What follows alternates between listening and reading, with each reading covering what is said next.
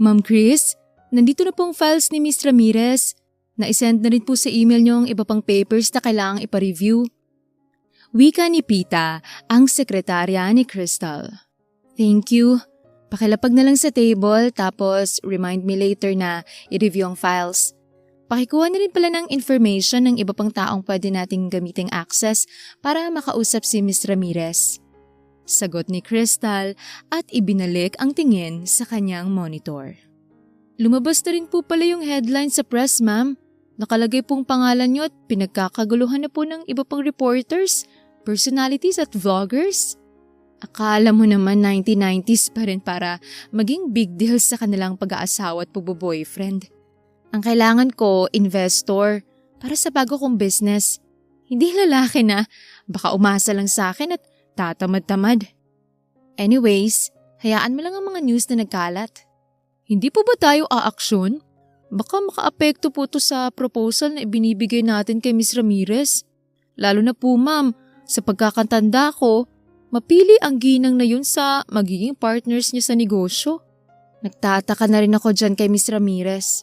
Nasa 60s na siya at wala naman siyang anak na pamamanahan pero sige pa rin ang kayod niya. Bakit ko ba iniisip yon samantalang halos same lang kami dahil wala rin akong balak mag-asawa? Sa balitang nasagap ko sa isang investor natin, parang ipapamana niyang lahat sa pamangkin niya. Kaya lahat ay hinahanap ang pamangkin na tinutukoy sa chismis. Sigurado kasing iba na magandang lalaki rin ang pamangkin ni Miss Ramirez dahil nasa lahi nilang gwapo at magaganda. Better talaga na huwag tayong kumontra sa balitang nilalabas ang pangalan ko. Para alam ni Miss Ramirez na sought after din akong tao. Noted po, ma'am. One more thing, idamay mo na sa task mo ang pakikiususera sa pamangkin ni Miss Ramirez. Baka pwede natin siyang magamit as last resort kung di man pumayag ang tiyahin niya. Let's find kung pwedeng backup plan ng lalaking yun. Copy that. I'll take my leave po, ma'am. Tumango lang si Crystal at saka bumalik sa kanyang pagtatrabaho. Sa dami ng Russian investors na gustong makipag-negotiate sa akin, mas gugustuhin ko si Miss Ramirez na maging partner ko. Aside from being well-known, isa siyang trophy para sa akin. Nakangiting wika ng dalaga habang nagsiset ng kanyang plans for this month. Umiikot ang buhay ni Crystal Lopez sa trabaho at trabaho lang. Halos paulit-ulit lang ang naging routine ng kanyang buhay buhat nang nag-boom ang kanyang negosyo. Hindi laki sa yaman si Crystal. Bagamat may maliit na kabuhayan noon ang kanyang lola, hindi ito naging kasapatan sa kanya. Home sweet home. Mapaklang napangiti si Crystal at umakyat sa kanyang silid. Bakit ko ba tinitiis na manatili sa bahay na to? Kung napakalayo naman ito sa kumpanya. Napabuntong hininga na lang ang dalaga. Hindi ko maiwan tong bahay na to dahil dito nabolat ng masasayang alaala na meron ako. Kastigo niya rin sa kanyang sarili. Ang tatay niya ay may pamilya ng iba. Huling kita niya sa kanyang ama ay noong umalis ito kasama ng bago nitong pamilya. Ang kanyang ina naman ay matagal nang sumakabilang buhay. Ang lola niya namang nagpalaki sa kanya ay pumanaw na sa katandaan. Kumpanya kong tanging meron ako. Kaya I won't waste time para masayang ang kumpanyang inalagaan ko. Wika ni Crystal habang pinakatititigan ang iba't ibang awards na nakalagay sa kanyang shelf. I'll take whatever it takes para makuha kong another milestone ng kontra kay Miss Ramirez. Muling nag-scroll si Crystal ng files na ibinigay sa kanya ni Pita. Napauwang ang kanyang labi nang mapansing may lalaking naka-side view na katabi ni Miss Ramirez. Ang hot naman itong pamangkin na to. Kung siya man ang pamamanahan ng tita niyang ubod ng yaman.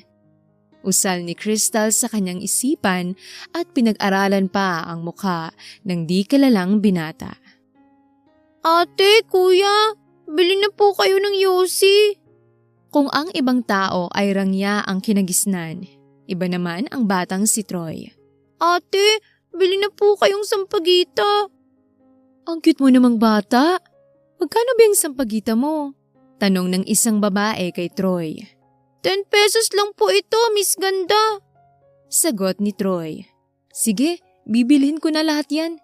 Tapos sa susunod, hapon ka lang magtitinda rito ha? Kasi baka makita ka ng may-ari.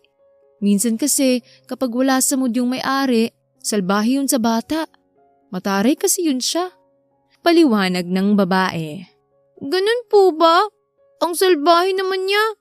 Miss Ganda, ano po palang pangalan niyo? Tanong ni Troy sa dalaga at iniabot ang kumpol ng sampagita. Pitang pangalan ko. Ingat ka pa uwi bata. Huwag ka na magtinda rito. Sinunod ni Troy ang sinabi sa kanya ni Pita. Bago siya bumalik sa kanilang bahay, ay ibinili niya ng gamot ang kanyang ama. Nanghingi na rin siya ng tirang ulam sa kapitbahay nilang may karinderya. Papa! Nandito na po ako, Papa! Masayang sigaw ni Troy. Ngunit nang masilayan niya ang kanyang ama na nakaupo sa sahig at namimilipit na naman sa sakit ng tiyan, ay nabura ang magandang ngiti sa labi ng bata. Papa? Papa, saan pong masakit? Pilit namang napangiti ang ama ng bata na si Dre. Hinawakan niya ang mukha ng kanyang anak at niyakap ito. Ayos lang si Papa. Kukuha na lang muna ako ng mainit na tubig. Nahihirap ang wika ni Dre habang hawak ang kanyang tiyan. Ako na po, Papa. Maupo ka lang po dyan. Ayusin ko na rin pong pagkain natin. Mabilis na kumilos si Troy at ibinigay ang mainit na tubig sa kanyang ama. Papa, hindi po ba masama yun sa'yo?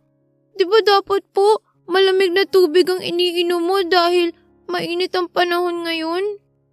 Inilapag ni Dre ang hawak na baso at napangiti sa kanyang anak. Napakatalino talaga ng anak ko. Malamyang wika ni Dre at napasandal na lang sa magigibang dingding. Papa, sana gumaling ka na po. Nahihirapan po ako kapag nahihirapan ka. Hayaan mo po, bukas magdi-deliver po ulit ako ng sampagita dun sa may malaking building. Dadamihan ko pong pagbebenta dun para mapagamot na po kita.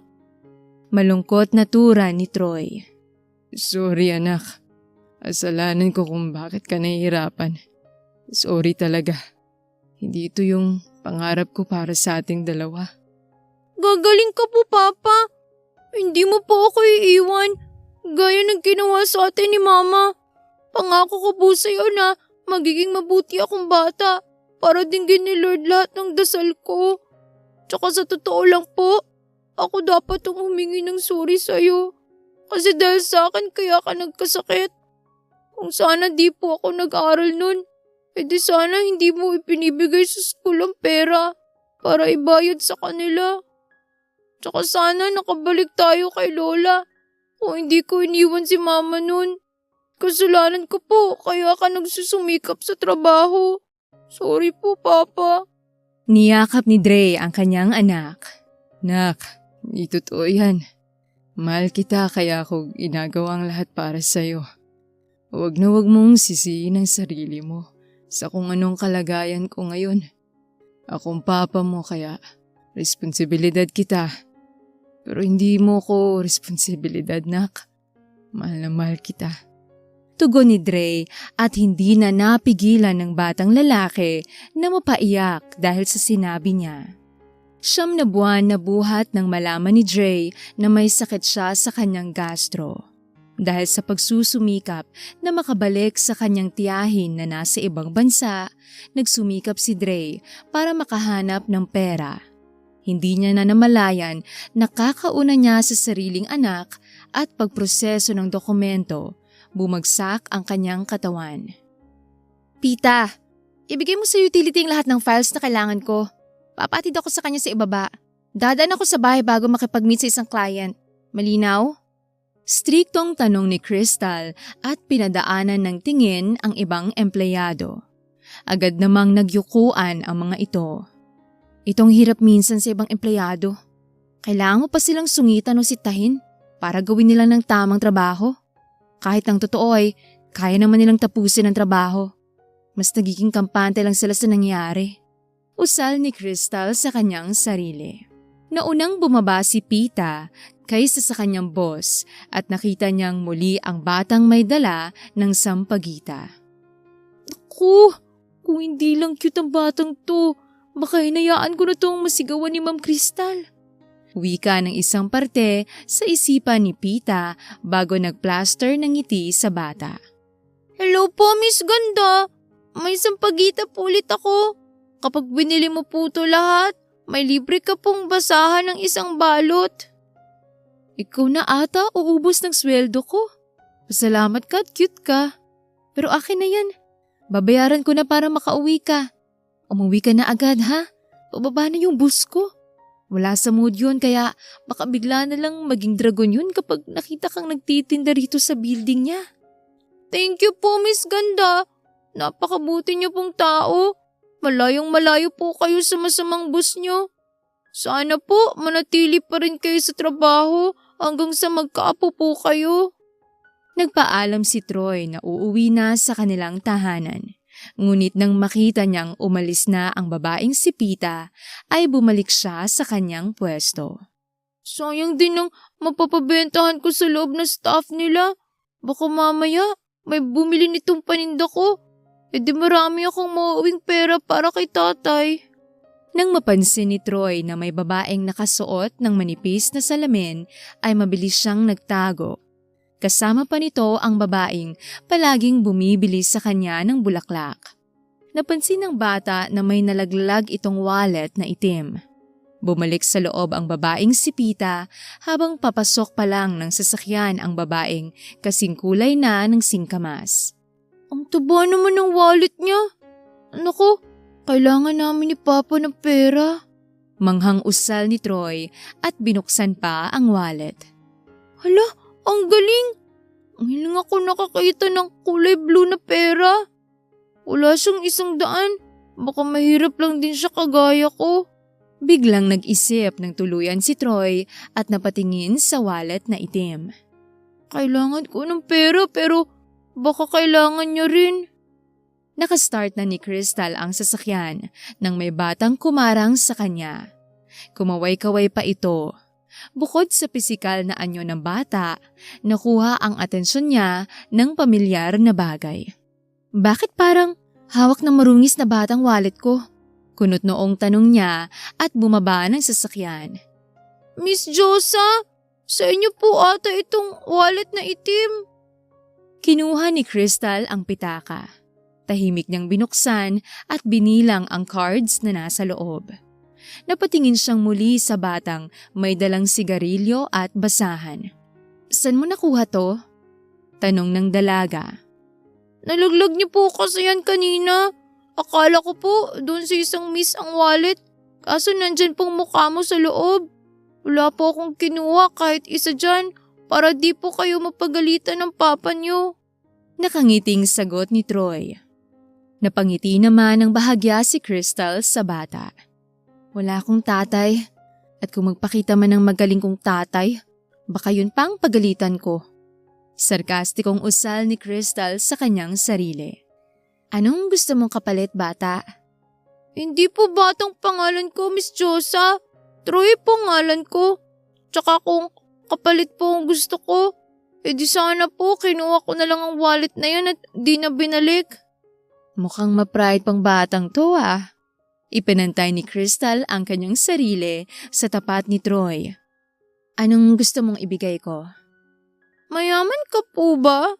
Baka po mas may kailangan po kayo kaysa sa akin. Napansin ko po kanina, kulay blue lang ang pera mo po. Baka kulang pa yan sa pamilya mo. Okay lang po ako. Kahit mag-thank you ka na lang po sa akin. Hindi na napigilan ni Crystal na matawa. Ang tagal na buhat nang nakatawa ako ng ganito. He's so innocent and cute. Kung wala lang magulang to, baka ampunin ko na to. Ginulo ni Crystal ang buhok ni Troy. Hindi naman ako sobrang yaman, pero kaya ko naman siguro yung hihingin mo. Nahiya po ako sa inyo. Pero kung mapilit po kayo, kahit 100 na lang po, ibibili ko lang po ng gamot si Papa. Nahihiyang sagot ni Troy. Ha? Ano bang sakit ng papa mo? Sakit po sa tiyan. Madalas po, namimilipit na siya sa sakit ng tiyan. Tsaka namumutla po siya palagi. Sandali lang tawagan ko lang sekretarya ko. Pagkasabi no ni Crystal ay tinawagan niya agad si Pita para i-meet ang client on behalf niya. Gusto mo puntahan natin yung papa mo? Pwede natin siyang dalhin sa doktor kung sakaling di talaga maayos ang pakiramdam niya. Sigurado po kayo? Baka mamaya matakot ka sa mga tao sa amin. Kasi sobrang ganda mo po, Miss Josa. Baka pagkagaluhan ka sa amin. Huwag kang mag-alala tungkol sa akin. Kaya ko naman ang sarili ko. Tsaka, Crystal ang pangalan ko at hindi Josa. Huwag ka po mag-alala. Pagtatanggol kita kapag may umaway sa'yo. Tsaka maraming kabarkada si Papa. Papatulong ako sa kanila kung sakali man. Nailing na lang si Crystal at sumakay na sila sa kanyang sasakyan. Hindi gaanong malayo ang lugar kung saan nakatira ang bata. Tamang sinabi ni Troy, agaw pansin nga ako sa lugar nila. Komento ni Crystal sa kanyang sarili nang mapansing nakatingin sa kanya ang mga nakakalat na tambay. Halika na mama, kailangan ka ni Papa. Pasigaw na tura ni Troy.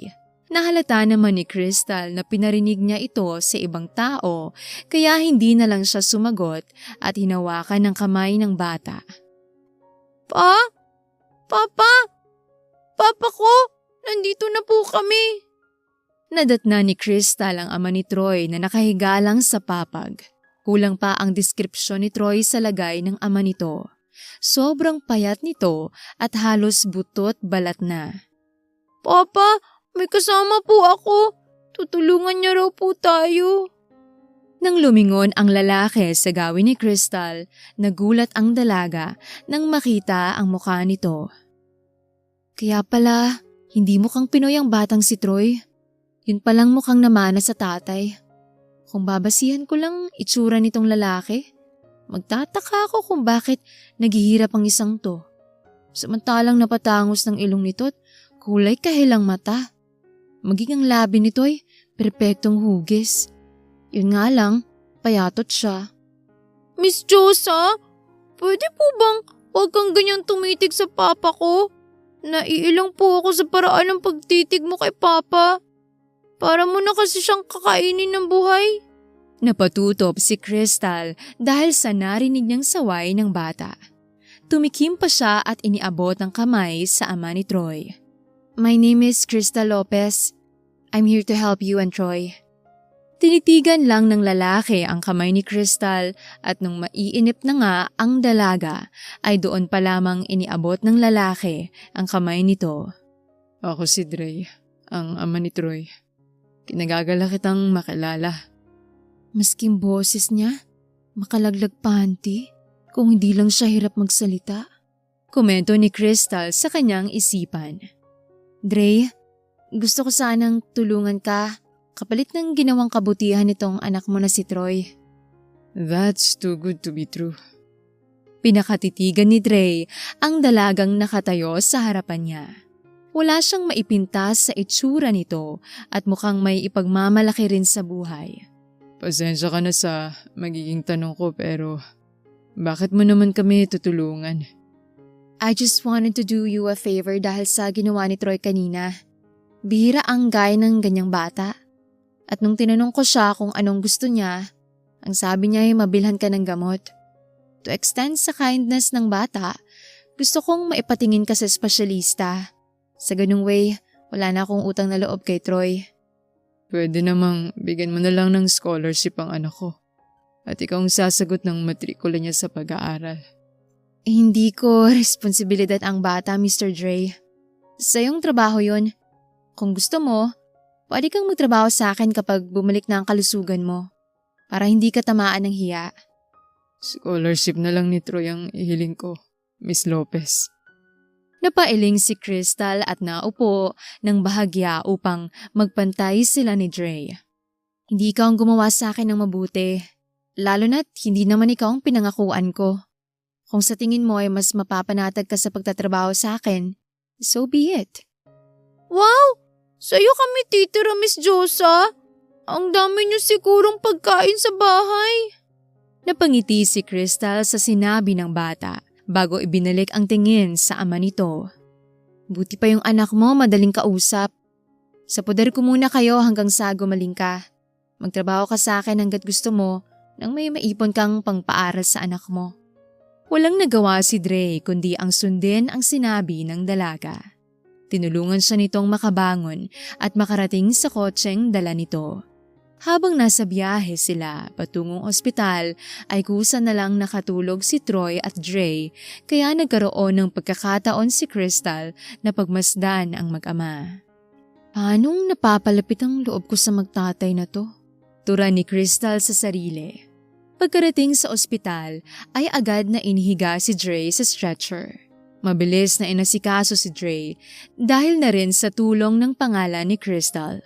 Sino ba naman ang hindi makakakilala sa tanyag na youngest businesswoman na itinanghal bilang isa sa pinakamayaman sa bansa? Miss Lopez, kaano-ano niyo po ang pasyente? Tanong ng nurse kay Crystal. Pinsan. Sige po ma'am, pakifill na lang itong document. Sabi ng nurse. Hindi pinahalata ng dalaga na hindi niya alam ang impormasyon tungkol sa lalaki. Paano ka ba pupunan ng laman nito kung kahit edad ng mamang yun, di ko man lang alam? Ngumiti si Crystal sa nurse at nagpaalam na kukuha lang ng card. Sana lang alam ni Troy yung buong pagkatao ng tatay niya. Ilang oras matapos maoperahan si Dre ay pirming naghihintay sina Troy at Crystal sa waiting area. Nagising na lang ang dalaga nang marinig ang call mula sa kanyang sekretarya. Hello po ma'am, good evening po.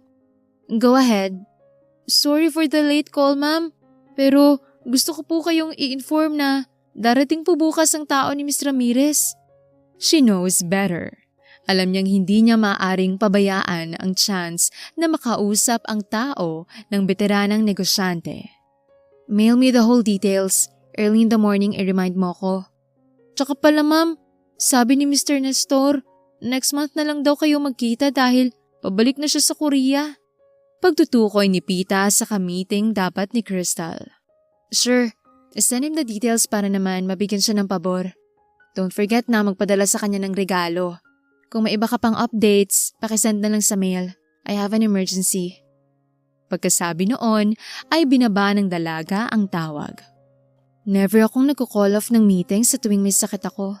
Samantalang, nang dahil sa taong to, hindi ko naman lubos na kilala, na-cancel kong isa sa VIP meeting ko.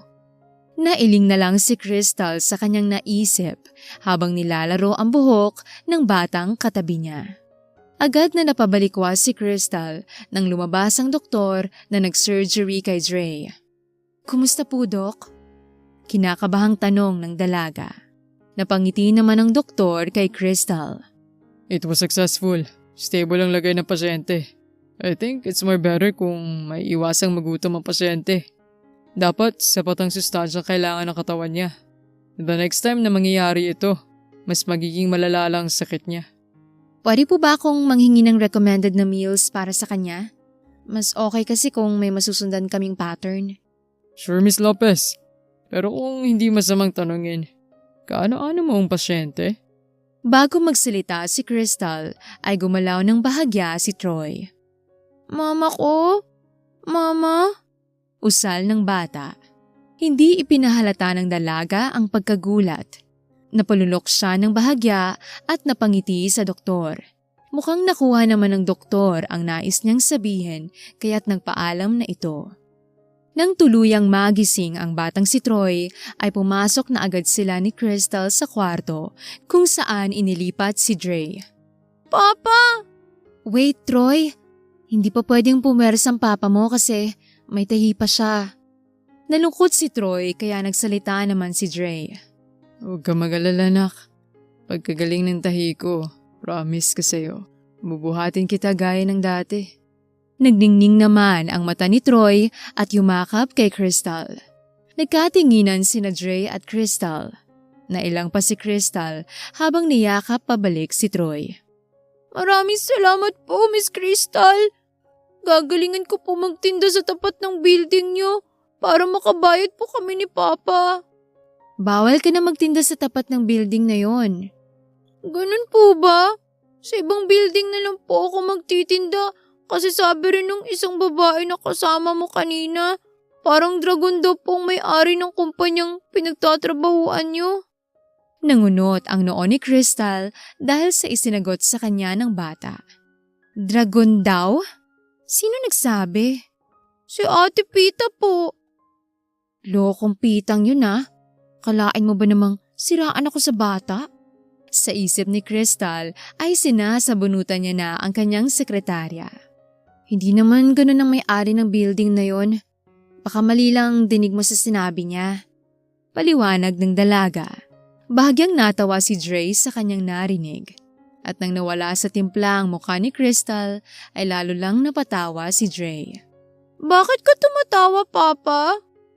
Tanong mo kaya kay Miss Crystal kung sinong may-ari ng building. Lalong sinamaan ng tingin ni Crystal si Dre. Habang si Troy naman ay nagtataka sa aksyon ng dalaga. Miss Josa, sino po yung dragon ang may-ari ng building na pinagtatrabahuan niyo? Inosenteng tanong ng bata. Hindi dapat ako naiilang dito. Dapat ang Dre na tong nahiya at hindi ako. Napabuntong hininga si Crystal at ngumiti ng pilit kay Troy. Ano kasi, Troy? Bale, ako yung pinamanahan. Siyang may-ari ng building na yon, anak. Biglang tinamaan ng hiya sina Troy at Crystal. Patuloy ang asaran ng tatlo sa loob ng silid habang lumilipas ang oras. Lalong napapalagay ang loob ni Crystal kay Dre. Tapos na lahat ng papers. Pwede na tayong umalis. Tatawag lang ako ng nurse na tutulong sa atin. Miss Crystal. Yes? Gusto ko sanang magpasalamat sa'yo. Thank you sa tulong mo. Gagawin ko lahat para makabawi sa'yo. Napangiti naman si Crystal sa kanyang narinig. Just do as you please. Magtatrabaho ka naman for me. Pero wag mong kakalimutan na under ka sa roof ko kaya under ka rin sa pangangalaga ko. Ayokong malaman na lang na may sakit ka dahil lang sa pride mo. Naintindihan ko. Maraming salamat pa rin. Pagkapasok sa sasakyan ay tahimik lang na nakabiyahe sina Crystal. Hanggang sa nakarating sila sa bahay niya at mangha naman si Troy sa tahanan ng dalaga. Wow! Ang ganda naman ng bahay mo, Miss Josa! Mula ngayon, dito ka natitira kaya dapat hindi na Miss Jos ang tawag mo sa akin. Ano lang po? Pwede kayang tita? Okay sa akin kahit anong itawag mo, Troy. Napalingon naman si Crystal sa ama ng bata. Ayos ka lang? May masakit ba sa'yo? Walang masakit sa akin at ayos na ayos lang ako, Miss Crystal. Alam mo, isa ka pa. Manang-mana sa'yo tong anak mong si Troy eh. Alisin mo na yung miss na yan. Masyadong formal pakinggan eh. Napangiti na lang si Dre.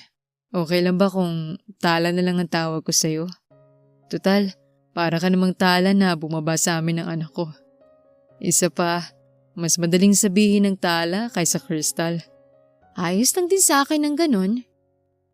Lumipas ang ilang araw buhat nang tumira ang mag-ama sa bahay ni Crystal. Balik sa trabaho ang dalaga habang si Dre naman ang namamahala sa bahay nito.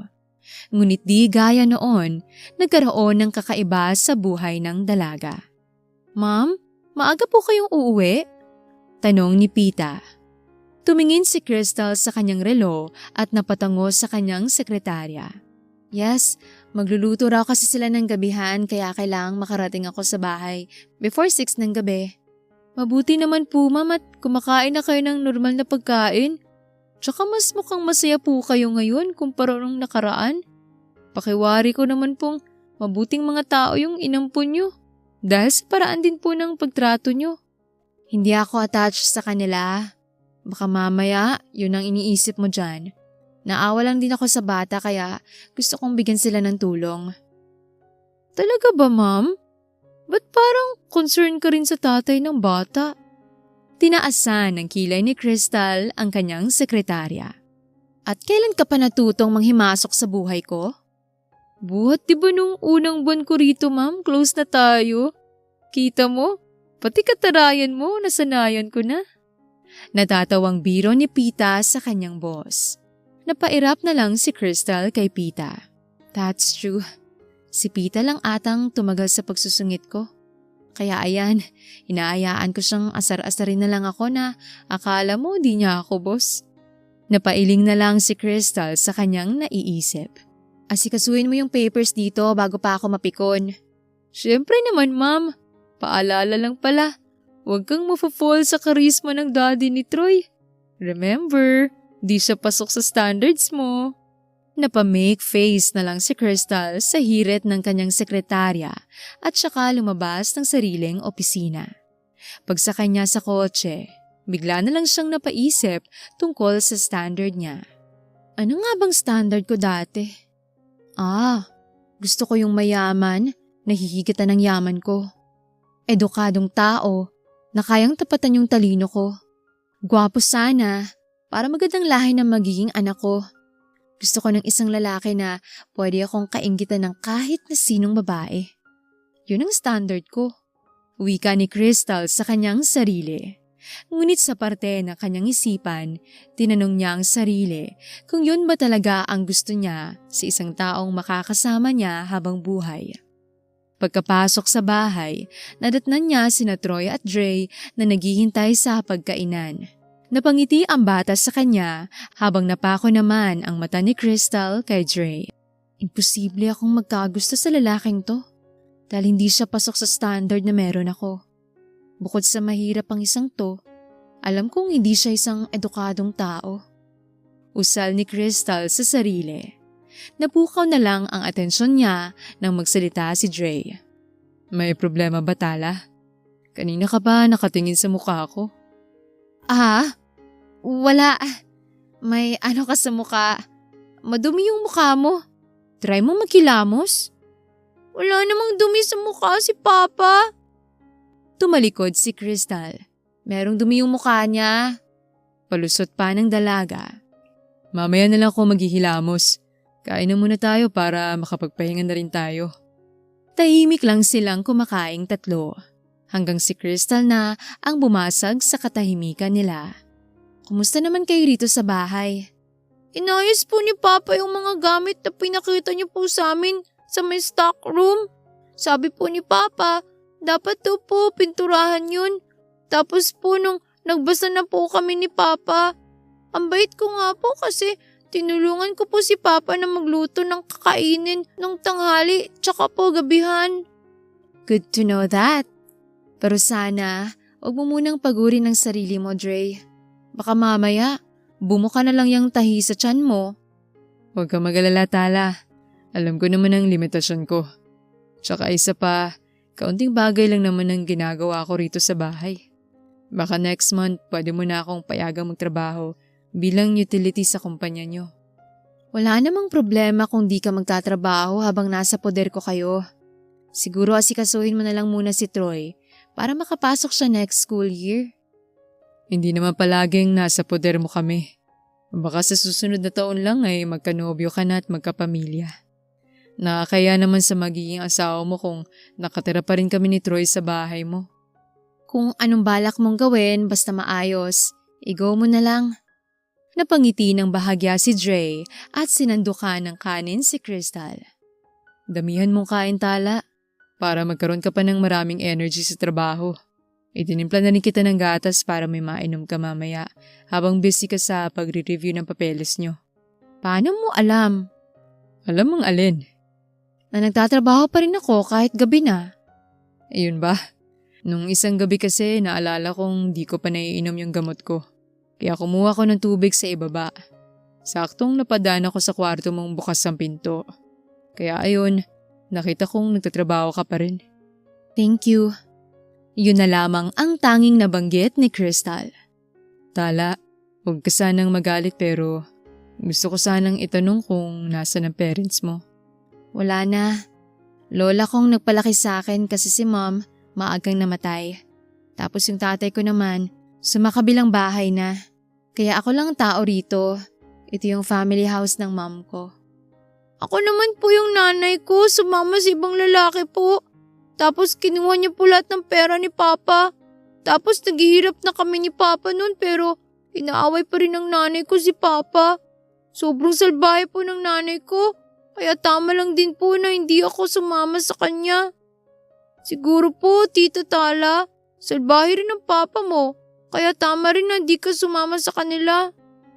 Nak, nanay mo pa rin yun. Huwag ka magsasalita ng ganyan sa kanya. Totoo naman po, Papa. Masama siyang babae. Buti pa nga po si Tita Tala. Tinutulungan niya po tayo. Sana nga, siya na lang ang mama ko at hindi ang babaeng yun. Isa pa, Troy. Saway ni Dre sa kanyang anak. Ngunit imbes na sumagot ang bata, ay namugto na lang kusa ang mata nito at tumakbo pabalik sa silid. Susundan dapat ni Dre ang kanyang anak nang hawakan ni Crystal ang braso niya. Wag, hayaan mo muna siya. Ganyan din ang naramdaman ko nung iniwan ako ni Dad.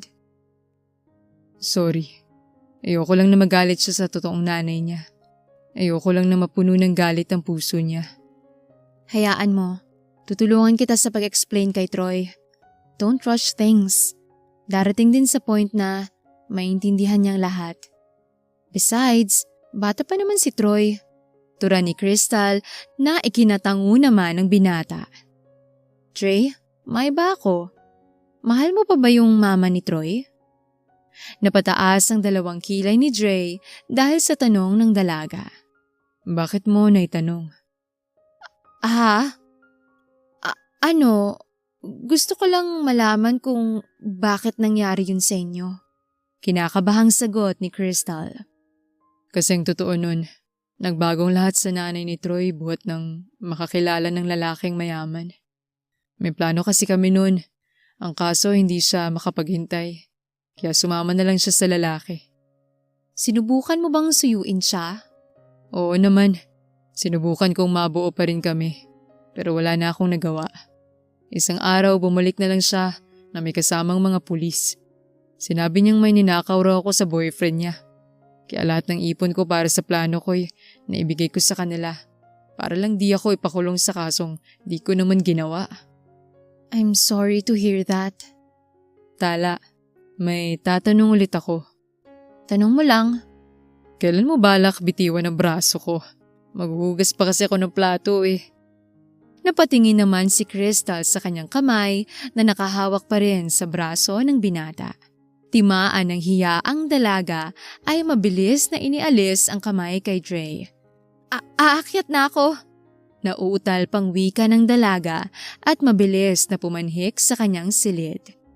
Napahiya na nga ako tapos di pa nasagot ng lalaki yun ang tinatanong ko. Oo, hindi lang naman ang sagot pero di niya masabi. Usal ng dalaga sa kanyang sarili. Sa araw-araw na magkasama sina Dre at Crystal ay mas lalong nalalapit ang loob ng dalaga sa lalaki. Isang gabi, dumalo si Crystal sa party ng investor nito kaya hinatid itong lasing ng kanyang sekretarya. Dre, ikaw na bahala rito sa bus ko. Napadaming inom niya ng alak eh. Uuna na ako kasi may pasok pa bukas. Paalam ni Pita tsaka ipinabuhat si Crystal kay Dre. Hindi ako lasing nakainom lang. Napabuntong hininga na lang si Dre at iniakyat sa silid ang dalaga. Tala, ayos ka lang? Baka sa boses ni Dre ang pag-aalala sa lasing na si Crystal. Sabi ko kasi sa'yo kanina wag mong abusuin ang sarili mo eh. Hinaplos ni Dre ang noo ng dalaga at naupo sa gilid ng kama. Ayos lang ako. Si Troy ba tulog na? Kanina pa. Nag-aalala na rin yun sa'yo. Paulit-ulit kang hinahanap sa akin. Napangiti naman si Crystal at pilit na iniupo ang sarili. Dre, di ba ako ang bus mo? Nangunot ang noo ng binata dahil sa tanong ni Crystal. Nang walang makuhang sagot ang dalaga, ay muli itong nagsalita. Kumbus mo ako. Susunod ka sa utos ko. Napangiti na lang si Dre dahil sa kakulitan ni Crystal. May iuutos ka ba? Sabihin mo at susundin ko po, boss. Yan ang gusto ko. Yung masunurin at responsableng gaya mo. Ang utos ko ay kandungin mo ko. Dali. Kahit may alinlangan ay sinunod naman ni Dre si Tala. Ipinaupo ng binata ang dalaga sa kanyang kandungan sa paraan na gusto nito. Nakakandong ka na sa akin, boss. Ano pa po? Napahagikik si Crystal at tila nag-isip ng susunod na utos. Kiss mo ako rito. Turo ni Tala sa kanyang leeg at dibdib. Napalunok naman si Dre habang pinamumulahan ng tenga. Tala, lasing ka lang. Itulog mo na yan. Biglang nagmaktol si Crystal kaya mabilis itong inawat ng binata. Huwag kang maganyan. Baka magising si Troy tapos makita kanyang ganyan. Baka lalong mag-alala yun. Hindi mo ako sinusunod. Naiiyak na wika ng dalaga. Susundin naman kita pero huwag kang mag-utos sa akin ng ganyan. Ayokong abusuhin ng kalasingan mo. Tsaka baka pagsisihan mo to bukas. Paliwanag ng binata. Di sige. Huwag ka na lang magre-react sa kahit anong gagawin ko. Pangako mo na hindi ka kikilos o gagalaw. Huwag mo akong ikikis o yayakapin. Malinaw? Yes po, boss. Tumayo si Crystal at inalalayan pa ni Dre. Ngunit laking gulat ng binata nang maghubad ito sa harapan niya. Tala, anong ginagawa mo? Manahimik ka. Bawal kang mag-react. Lalabas ako ng kwarto. Subukan mong lumabas, Dre. Tatalon talaga ako sa veranda. Bumalik si Dre sa kanyang pagkakaupo. Delikado masyadong babaeng to. Siya pa atang magiging cause of death ko. Bulong ni Dre. Pumunta si Crystal sa likuran ng binata at dinilaan ang likod ng tenga nito. Napapamura naman si Dre sa kanyang isipan dahil sa sensual na kilos ni Crystal. Bakit nakakuyom yung kamay mo? Di ba sabi ko, bawal ka mag-react? Crystal, tigilan mo to. Ayoko nga. Akong boss. Mapang-asar na saad pa ni Crystal. Bumalik sa harapan ni Dre ang dalaga. Wala itong damit pang itaas kundi ang itim na bra lang habang nakasuot pa rin ito ng skirt na may mahabang slit sa gilid ng hita. Akin ang kamay mo. Lasing na utos ng dalaga. Hindi pwede. Tumigil ka. Akin na nga sabi Maktol ng dalaga at pilit na hinihila ang kamay ni Dre. Itinago naman ni Dre ang kanyang kamay sa likuran dahilan para pabukakang naupo sa kanya si Crystal. Ramdam na ramdam ng binata kung paano umiinit ang katawan nang magtapat ang kanilang muka. Ibigay mong kamay mo. Kung hindi, magagalit ako sa'yo. Hindi pwede. Dahil baka kung anong magawa ko. Tsaka mas magagalit ka sa akin bukas kapag pinayagan ko yung kalokohan mo. Sinasaktan mo ko. Nagagalit ka sa akin. Gusto ko lang naman magpahinga. Tapos ganyan ka. Dapat nga inaalagaan mo ko kasi mabait ako sa'yo. Pero ngayon, pinapaiyak mo ko. Hindi sumagot si Dre. Bagkus ay binuhat ang dalaga pahiga sa kama. Ayan na. Makakatulog ka na, boss. Tabi tayo. Huwag mo ko iiwan. Tatabihan ko lang babaeng to hanggang sa makatulog lang siya.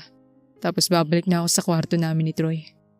Bulong ni Dre sa sarili at tinabihan ng dalaga sa kama. Idinikit ni Crystal ang kanyang sarili sa binata at isiniksik ang muka sa leeg nito. Kinabukasan, maagang nagising si Crystal at napabalikwas nang maalala ang nangyari kagabi. Ngunit pagtingin niya sa kanyang sarili ay may suot siyang damit at wala si Dre sa tabi niya. Panaginip ba yun? Ang weird.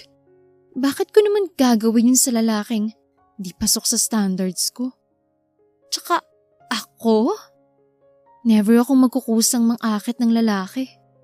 Bumaba si Crystal at naabutan niya ang mag-ama sa kusina. Hi, Tita Tala! Nagluto na po kami ni Papa. Hello, Troy. Yumakap ang bata kay Crystal. Nasa ganoong posisyon ng dalaga nang makita ito ni Dre. Muling bumalik sa alaala ng dalaga ang panaginip niya. Good morning. Morning. May problema ba? Mabilis na umiling si Tala. Binangungot lang ako kagabi. Natawa naman si Dre at iniabot ang kape sa dalaga. Pampawala yan ng bangungot. Tapos na ako kumain. Sabay na lang kayo ni Troy. Pagkaalis ni Crystal ay tinikman niya ang kapeng ginagawa ni Dre. Ang sarap. Gayang-gaya sa gusto kong timpla. Hala, Tita Tala! Bakit? Gusto mo rin ba ng kape? Bawal ka pa dito eh. Hindi po. Baso yan ni Papa. Ha? Siya may bigay nito. Iniinom niya po yan bago po kayo dumating. Nakainom ka sa baso ni Papa, di parang nag-kiss na po kayo nun. Namula na lang si Tala at hindi sumagot sa bata. Bakit naman ako bibigyan ni Dre ng kapeng na inuman niya na? Diyos ko naman, kailan matured na ako, doon pa ako natutong lumandi at humarot. Sabay na pumapasok sina Dre at Crystal sa kumpanya ng dalaga. Ngunit hindi utility ang ganap ni Dre, kundi silbing bodyguard ni Crystal. Ma'am, good afternoon. Kakatapos lang po ng meeting dito sa Corvs. Kailangan niyo pong umattend ng event. Required po siya. Pero may sinend po akong details sa email niyo. Wika ni Pita sa kabilang linya ng telepono. Agad namang binuksan ni Crystal ang kanyang mail at gulat na napatingin sa resulta nito. Anong kalokohan at kailangan pang may escort? Sabi ko nga po ma'am, baka pwedeng walang escort. Ang kaso hindi raw po pwedeng sumama sa event kapag hindi sumunod sa policy. Bigla po akong tinadtad ng English kaya sabi ko po makakapagsama po kayo ng escort. What? Bakit po sinabi yun? Sana sinabi mo na lang na i-inform mo ko. Na-pressure ako rito, ma'am. Kaya ayun, huwag kang mag-alala. Marami naman po kayong makukuha na pwedeng sumama. Gaya ni Mr. Pangilinan. No way. Ikaw ang gagawa ng paraan para sa gusot na yan. And please note na ayoko sa taong yun. Ma'am, paano po yan? Mahihirapan ako kapag ako nga hanap ng escort niyo eh. Napakamatikulosan niyo. Yes, Pita. You heard me right. Kailangan ko ng guy na pwedeng maging partner para sa event this month. Naiinis na wika ni Crystal at ibinaba ang tawag sa kanyang cellphone. Saan ako hahanap ng lalaking madadala sa France para lang sa event na to? Wika pa ng dalaga at dumiretso sa veranda ng kanyang kwarto kung saan tanaw niya ang paligid. May problema ba? Wala naman. May konting aberya lang sa event. Actually, kailangan ko nga ng tulong eh. Saan? Tungkol saan ba yung event? Gusto na sanang sabihin ni Crystal ang patungkol sa pangangailangan niya ng escort. Ang problema ko talaga, baka bigla siyang kausapin ng English. Mamaya, mapahiya pa siya tapos biglang mag-back out tapos magalit siya sa akin. Lalim naman ang buntong hininga mo. Ano bang problema? Baka kaya kitang matulungan.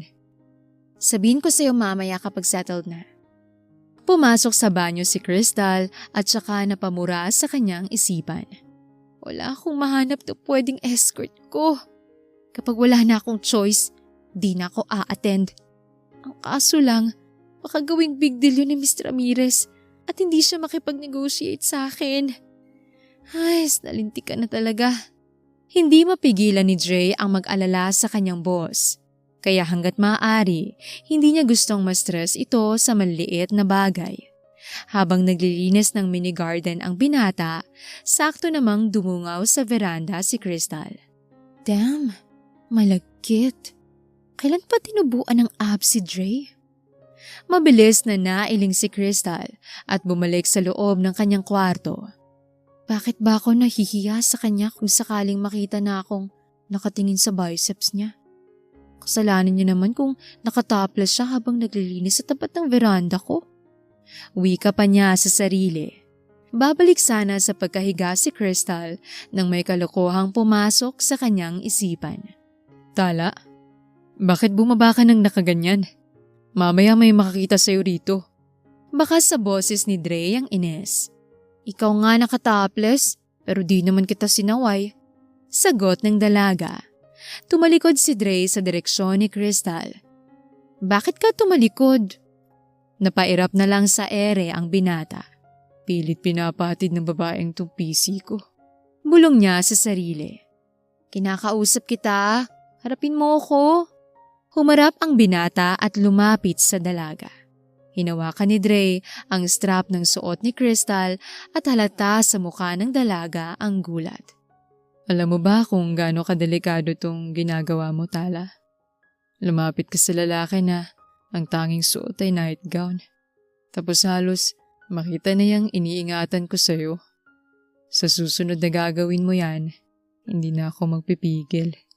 Mapang-akit na boses ng binata at nilagpasan ang dalaga. Bakit imbes na mainis ako sa ginawa niya, parang mas nanginayang pa ako? Tanong ni Crystal sa kanyang sarili. Halos isang linggong problemado sina Pita at Crystal nang dahil sa escort na kailangan. Hanggang sa sumagot ang isa sa contacts ni Pita. Umayon ang estrangherong lalaki na maging escort ng dalagang Lopez. Ma'am, nahanapan na kita ng escort mo. Masayang wika ni Pita. Napalingon naman si Dre sa gawi ng dalawang dalaga. Siya na rin ang nagbukas ng pintuan nang marinig niya ang katok mula rito. Anong ginagawa ng hayop na to rito? Inis na usal ni Dre sa kanyang isipan. Nakangisi namang humarap sa kanya ang lalaki at diretsyong lumakad papunta kay Crystal. It's nice to see you, Crystal. Bati ng binata. Siya po, ma'am. Siyang magiging escort mo sa event. Rico? Rico Santibanez? Takang tura ni Crystal. Lalong lumawak ang ngisi ng nakakalokong binata at hahagkan pa sana ang kamay ni Crystal. Ngunit may kamay na tumabig sa kamay ng dalaga. Napamura ang binatang nagngangalang Rico at humarap kay Dre. Anong problema mong inutil ka? Makakalabas ka na ng opisina. Diretsahang sagot ni Dre. Hindi ikaw may-ari ng kumpanya, kaya huwag kang umastang may karapatan. Sino ba tong hungang na to at nagbibida-bidahan? Sobrang bait mo naman, Miss Crystal, para papasukin ang pulubi sa mag-aarbo mong kumpanya. Mahirap pa sa dagang isang to eh. Bodyguard po siya ni Miss Crystal. Pasensya na po, Mr. Santibanez. Lalabas na po kami para makapag-usap na po kayo ni ma'am. Aangal pa sana si Dre nang hilahin na lang ito ng sekretarya ng kanyang boss. Ano ka ba? Ngayon ka lang nagkaganyan ah. Kilala mo ba si Mr. Santibanez? Kasi kung hindi, dapat malaman mong siya lang ang sagot sa problema ngayon ni Ma'am Crystal. Yung tungkol sa escort sa walang kwentang event na yan? Kilala ko yung hayop na yun, kaya dapat hindi siyang kinuha mong escort. Pwede namang ako na lang. Ikaw? Hindi ka nga nagsasalita ng English, tapos gusto mo ikaw ang kukuhain namin? Teka nga, bakit pang init ang dugo mo kay Mr. Santibanez? Nasa kantin ako kapag kailangan na ako ng boss mo. Bantayan mong maigi yung lalaking dinala mo. Ayokong masaktan si Tala. Pagkasabi nun ay umalis si Dre sa harapan ni Pita. Hindi na rin siya lumingon pa sa dalaga. Paano ko sasabihin sa kanya? Nanghayop na Rico na yun ang naging third party sa amin ng nanay ni Troy. Ang lalaking sumira sa pamilyang meron ako nun. Tapos ngayon, sasamain niya na naman ang babaeng nagmabuting loob sa aming mag-ama. Sinong tangang hindi maiinis? Lintik na yan. Sa dami ng lalaki sa mundo, ang hilig makipagpalisan ng isang yun. Matapos na mag-usap ni Crystal at Rico, ay agad na hinanap ng dalaga si Dre. Saan ka galing? Kumain lang po, ma'am. Anong problema, Dre? Kailangan ko ng anak ko bukas, kaya baka di kita masamahan. Lagi na lang kasing nakabilin si Troy sa helper mo kaya sigurado kong nagtatampo sa akin ang anak ko. Pagrarason ng binata. Di hindi tayo papasok bukas. Ipapakancel ko kay Pita ang meeting ko bukas. Mabilis na sagot naman ni Crystal. Hindi na, may trabaho kang gagawin.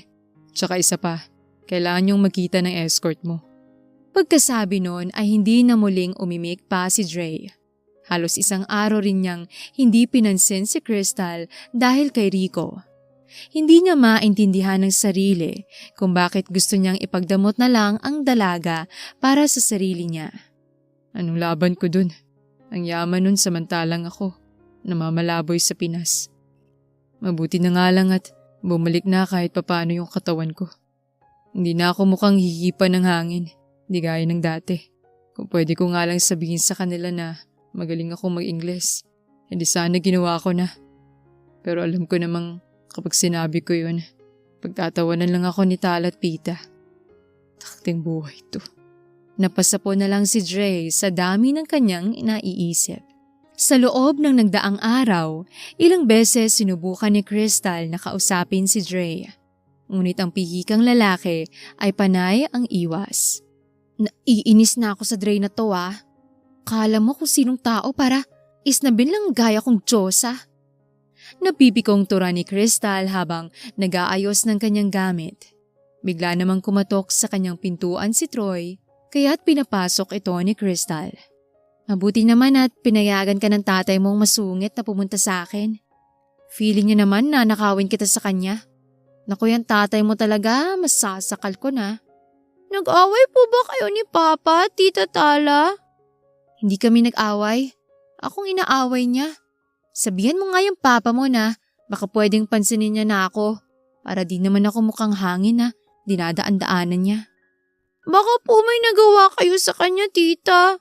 Kasi di naman po yun gaganon si Papa kung behave lang po kayo. Alam mo, baby Troy, ilang araw na akong di pinapansin ng tatay mong magaling. Ikaw at ikaw ang nakakausap ko palagi sa bahay na to. Buti nga at matured kang bata, kaya kahit papano, nakakahinga ako sa ginagawang pagtataray ng papa mo. Natawa naman ang batang si Troy dahil totoo ang sinabi ni Crystal sa kanya. Ang inosenteng bata ang laging sinasabihan ni Crystal ng lahat ng sama ng loob tungkol kay Dre. Alam mo po, tita, may secret po talaga ako Ano yon, baby Troy? Kapag po may tampuhan kami ni Papa, ang lagi ko pong ginagawa ay niyayakap siya. Effective po yun, promise. Try mo pong gawin para magbati agad kayo. Kapag ginawa ko yun, edi mamaya, isipin ng tatay mong patay na patay ako sa kanya. Komento ni Crystal sa kanyang isipan. Hinawakan ng dalaga ang pisngi ni Troy. Hayaan mo at pag-iisipan ko yung suggestion mo. Sa ngayon, tulungan mo akong pansinin ako ng papa mo. Okay? Ginagamit po ba ako, Tita Tala? Kasi kung oo, okay lang po sa akin. Irereto pa po kita sa papa ko. Teka, puntahan ko na po siya. Hindi nakapagsalita si Crystal sa biglaang pahayag ni Troy. Nag-init na lang ang kanyang pisngi dahil sa hiya. 2 araw na lang bago ang event na dapat puntahan ni Rico at Crystal.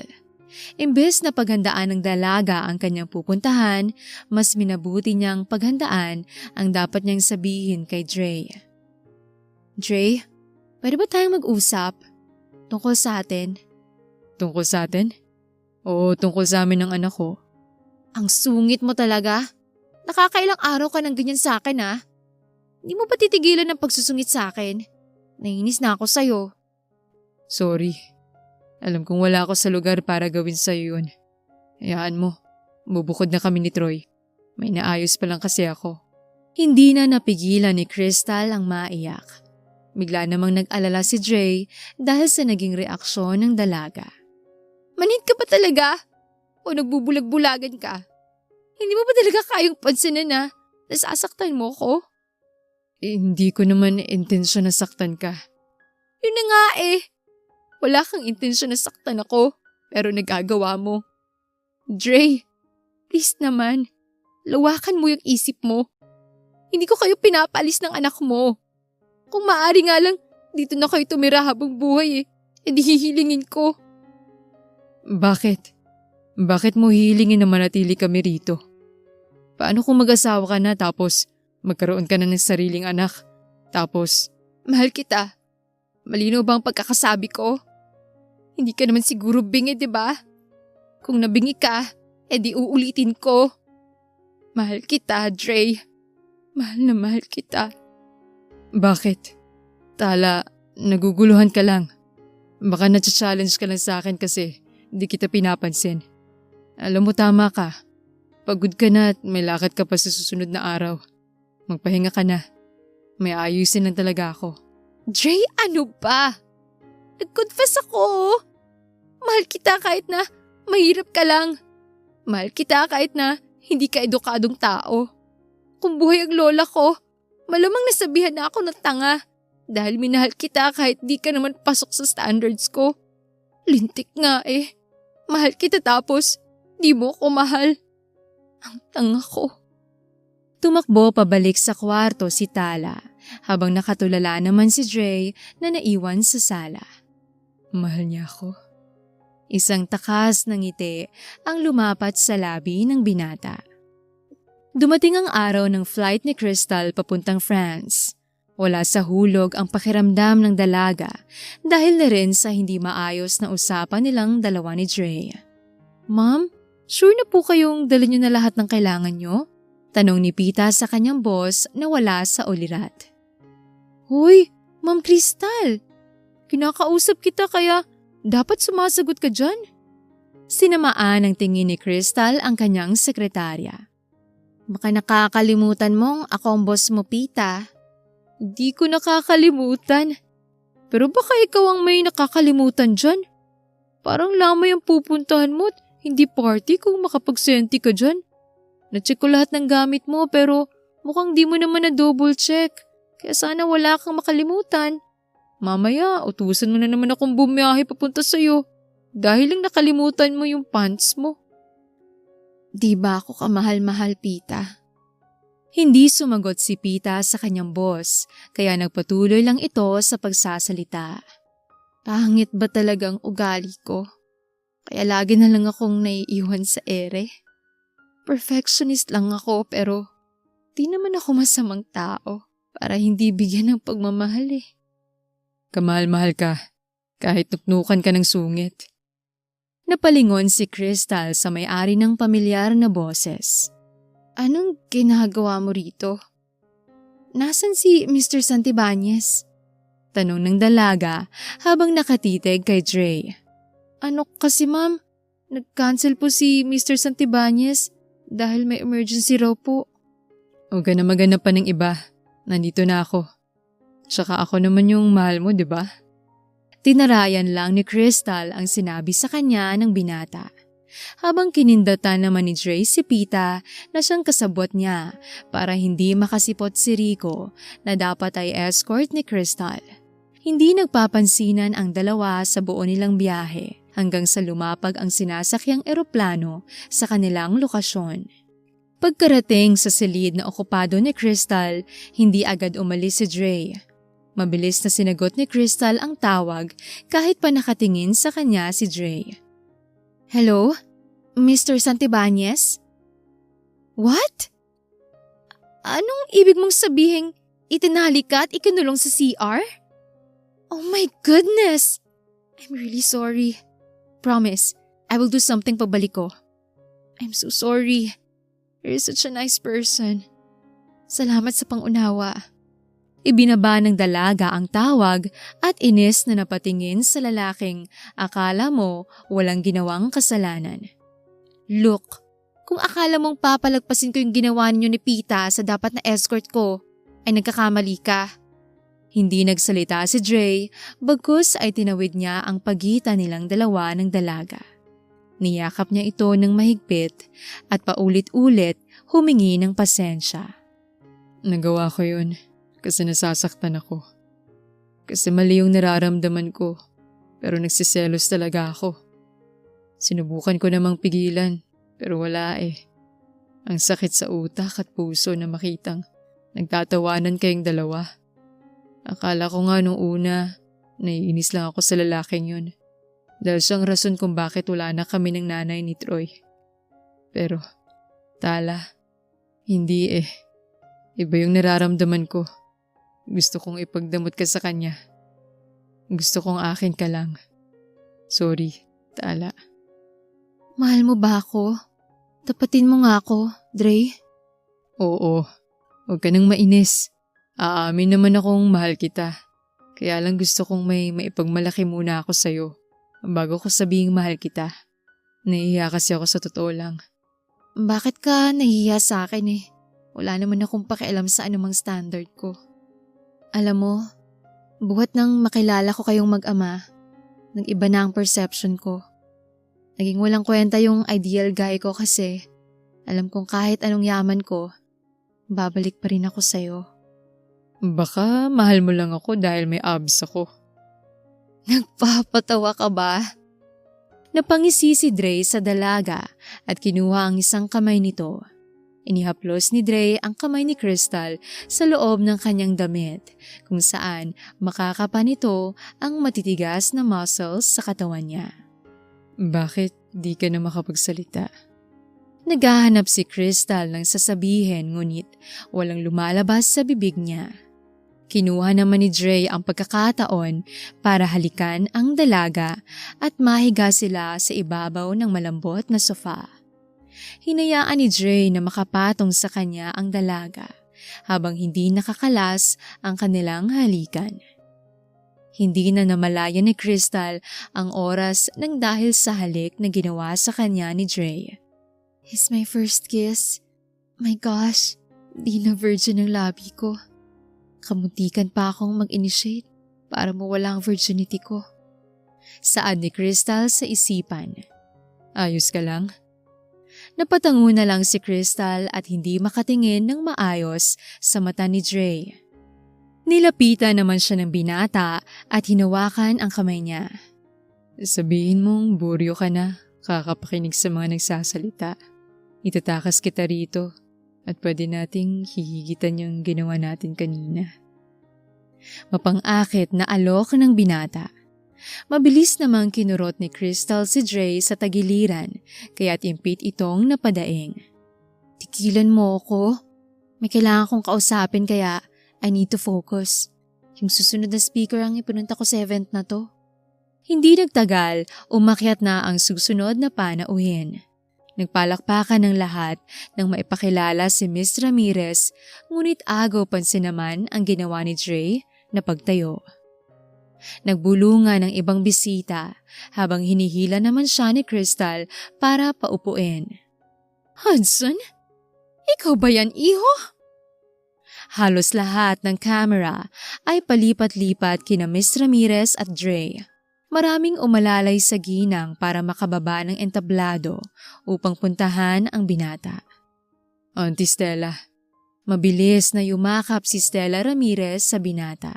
Lahat ay nagulat sa nangyari dahil ngayon lang muling nagpakita ang nawawalang pamangkin ni Miss Ramirez. Sumama ka sa akin. May pag-uusapan tayo. Nagkatinginan lang sina Dre at Crystal na parabang humihingi ng permiso ang binata. Nang tumango ang dalaga, ay doon na sumama si Dre sa kanyang tiyahin. Auntie, bakit di mo po ako pinahanap? Umiiyak si Stella sa bising ng pinakamamahal niyang pamangkin. Iho, ipinahanap kita.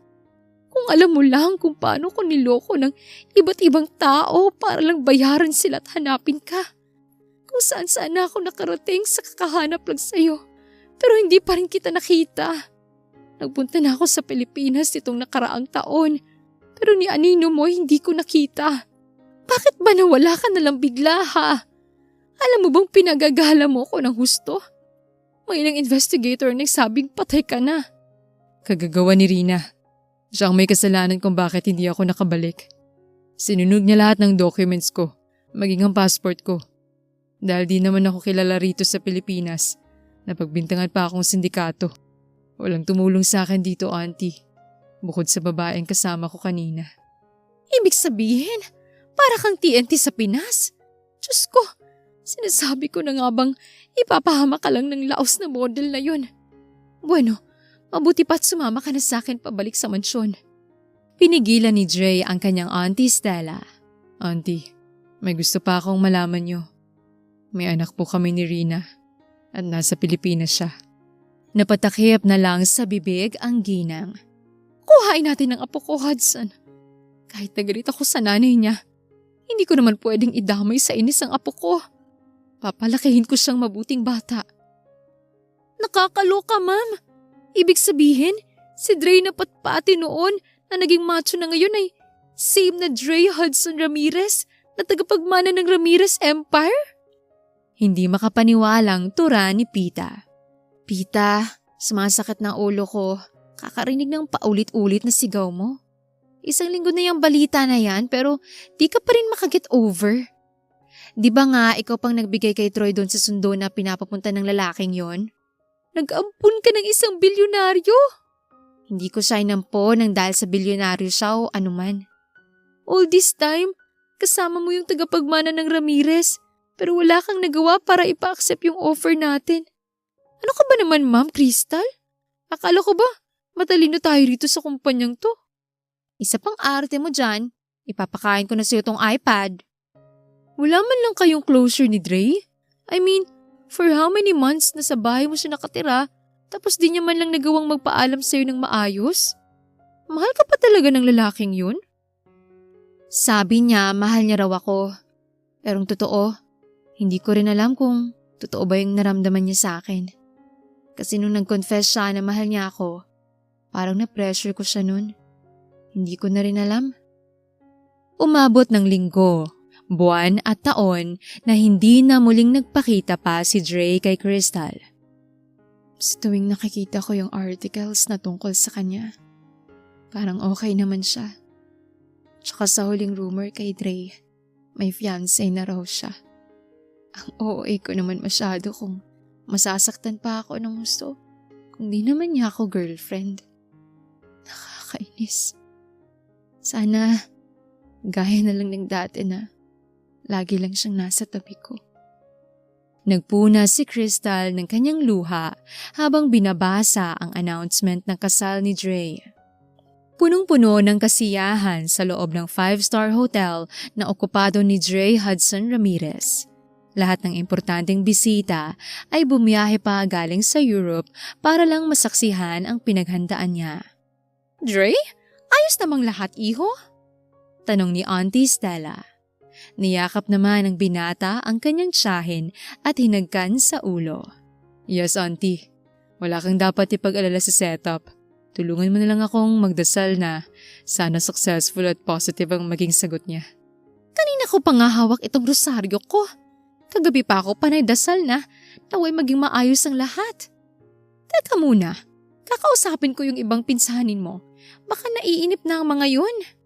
Auntie, salamat ah. Salamat naman saan?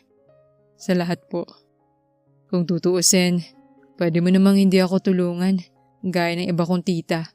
Pero hindi mo ako sinukuan.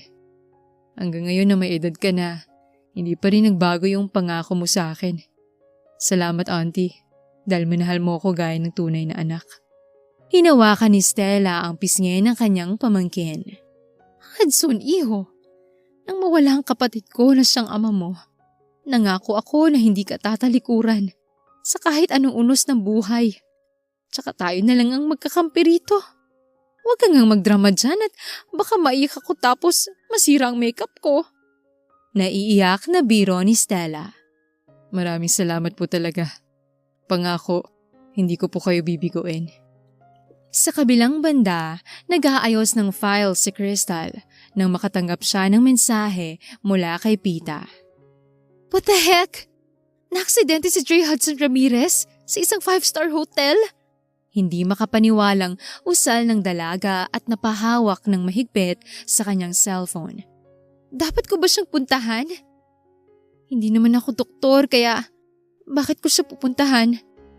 Ibinaba ni Crystal ang hawak na cellphone at piping nagdasal na sana ay maayos ang kalagayan ng binata. Nasaan na siya, Pita? Kinakabahang tanong ni Dre sa sekretarya ng dati niyang boss. Teka lang naman, ikaw na nga lang tong humihingi ng pabor. Ikaw pa tong malakas makapressure. Tawagan mo na siya. Tapos sabihin mong naghihingalo na ako kaya hinahanap ko siya. Napangiwi naman si Pita sa inuutos sa kanya ni Dre. Sinunod na lang ni Pita si Dre at tinawagan ang kanyang amo. Base sa response nito, mukhang makakarating ng mabilis si Crystal. "Kayo po ba si Miss Lopez?" Tanong ng receptionist. Mabilis namang napatango si Crystal. "Ma'am, hinahanap na po kayo. Diretso po kayo sa function hall." Walang sinayang na minuto si Crystal at umahagos na tumakbo sa direksyong itinuro ng babae. Kabaliktaran sa naiisip ng dalaga ang senaryo na kanyang nakikita. Please welcome the most awaited lady, Miss Crystal Lopez. Tinig ng isang babae na sinabayan ng malakas na palakpakan. Wala akong kakilala sa mga bisita pero pamilyar sa akin ng iba rito. Lumakad si Crystal papalapit sa stage kung saan siya itinuturo ng ushers. Troy! Baby Troy! Naiiyak na usal ni Crystal at mabilis na sinalubong ng yakap ang bata. Troy! Sobrang namiss kita. Ako rin po, Miss Josa. Sana po sa susunod, mama nang itatawag ko sa'yo. Ha? Ano bang nangyayari? Tara na po sa future mo.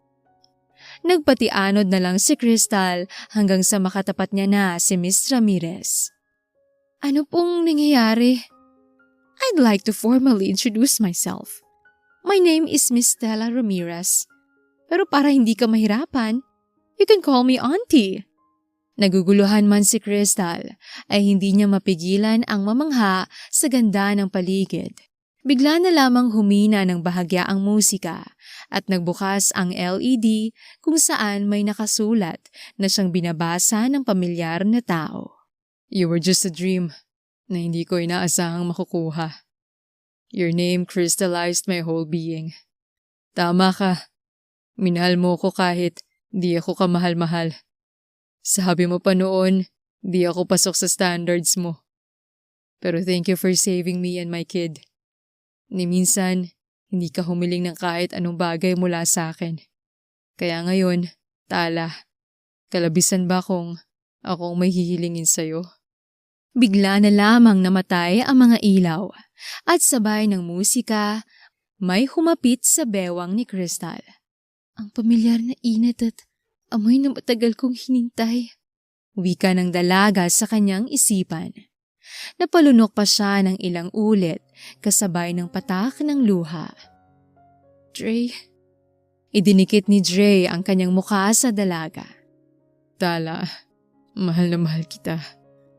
Pero, bakit di mo ako binalikan? Bakit ang tagal mong nawala sa akin? Iniwan mo ko. Pinunasan ni Dre ang luha sa mata ng dalaga. Hindi kita iniwan. Di ba ang sabi ko naman sa'yo? Sa pagbalik ko, mas magiging maayos na tayo. Isa pa, kaya naman ako umalis. Parang maging karapat-dapat akong totoong confession ko. Naguguluhan ako.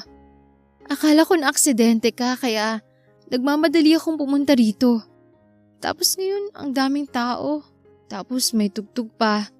At nakasuot ka pa ng kulay puting tuxedo. Tala, ang daldal mo. Pero mahal pa rin kita. Kaya chill ka lang muna. Nakangiting wika ni Dre at lumuhod sa harapan ng dalaga. Crystal Lopez, my name is Dre Hudson Ramirez. Ready to commit my whole life with you. Now, I am more capable of loving you.